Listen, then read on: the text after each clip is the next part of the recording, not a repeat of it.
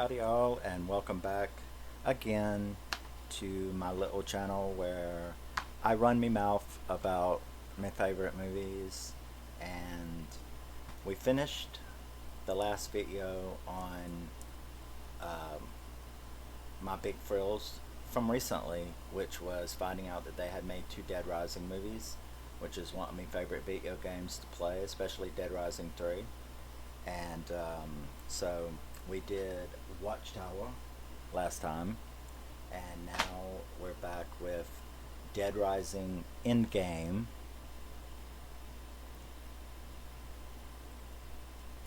Yes, I love it. I love it. I fucking love it.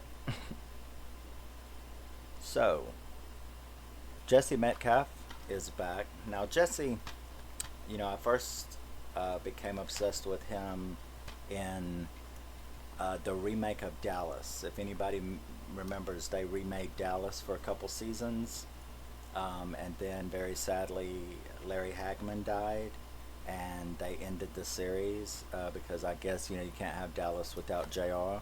So that kind of upset me. But he played Christopher Ewing in the remake of Dallas, the series remake of Dallas, which I loved it, and I was sad to see that end. But he's made a couple other cool horror movies. Another one that I'm going to do, what is it? I just got it in, actually. I just got it in a couple days ago. He made a movie called Insanitarium, Jesse Metcalfe, and I haven't seen it yet, but the trailer looks kick-ass, and I'll probably do a video on it too, because he's my baby, yeah. The original girl, the first girl from the first movie, she didn't come back for this one. Instead, they have Marie, I can never say her last name, man, uh, Avgeropoulos. Anyway, she's Octavia from the 100, which is one of my favorite science fiction shows. I worshipped every season of that show, and so to see her as the lead in this movie along with Jesse was really fantastic. Directed by Pat Williams, and also starring Ian Tracey, which I'm looking at on this new crappy version of International Movie Database, which if anybody hasn't seen, they have redone their site to look like a pathetic, horrible mobile phone app. It's terrible, man. And the community has just went fucking insane about it because it is the worst shit you have ever seen in your life. If there was an alternative, which I know there's one called the Movie Database, but it's kind of bare compared to this.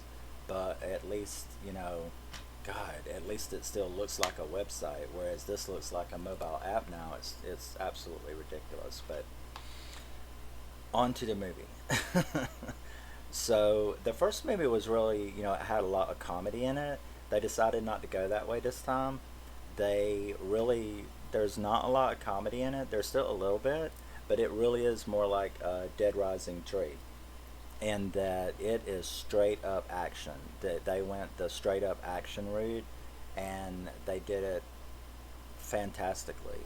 The story is great. We're back in East Mission City, which is quarantine. It happens like I think maybe a year or so after the first movie, and they always knew there was some kind of conspiracy going on, which you figured out from the first movie, and that conspiracy gets a lot deeper, and it turns out that they're going to wipe out all of the infected, and so his little special ops team that he has made out, which includes Marie as his, I guess she is kind of his love interest, but thankfully they don't really explore that. I can't stand love stuff in horror movies. That's not what I'm about. That's not what I come to see that for. If I want to see that, I'll go watch Titanic or something. I don't really care for all of the wasted time that they spend on romantic stuff in a horror movie. And thankfully, this isn't. This is pretty much like playing Dead Rising 3. And it's straightforward action. They the action sequences are great. The new characters that they add are great. They start uncovering the plot, um, which is to, like I said, get all of the infected tagged, and then they are going to like just basically genocide the whole bunch. It doesn't matter whether you are on the medication for it or not. They want to be able to track you with the chip thing. It kind of gets, there's that political thing again, where it's kind of wanting to place the chip in you to keep track of everybody. So, yeah, I mean, this movie, it looks like they might have possibly had more money. I don't know. Like I said, I'd never heard of these two movies, so I don't know what the reception was. But I know that every single person that I know who is a horror movie fan or a Dead Rising fan, especially, has loved both of them. Some people like the first one better because it's got more comedy in it with Frank West, which is understandable. I actually like this one a tad bit better because it's more straightforward, in your face zombie killing action. And Octavia from the 100, what she's going to do. And there's another character that they added who was fantastic too. So their whole little special ops team that they go in to get the evidence to uh, expose this conspiracy, and they still left it open for another one. I wish they would make another one. I hope they make another one. But if you like the first one, you should really like this one, unless you're so obsessed with the comedy aspect that you just can't have fun, without the comedy aspect, because there is some funny moments in it. There is a little bit of comedy, but the actual movie is action.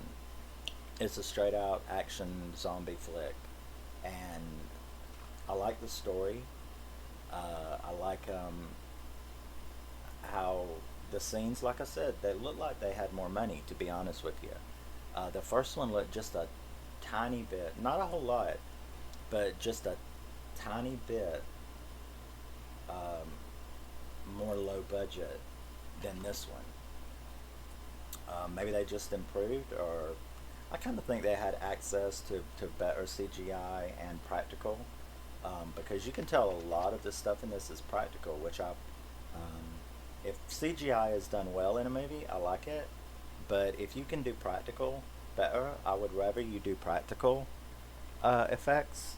Um, but it's all the same. It's just, if the practical effects suck, then I'd rather have CGI. If the CGI sucks, I'd rather have practical. I mean, it just, come on. I want it to look good. But everything about this movie was like a notch up.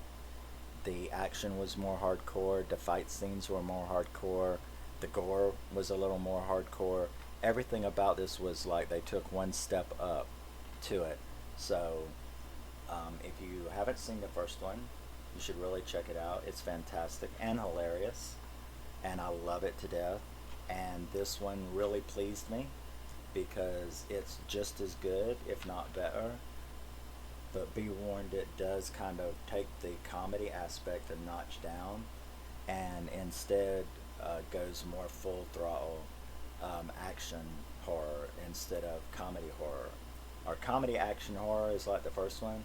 This one is just pretty much more action horror, period.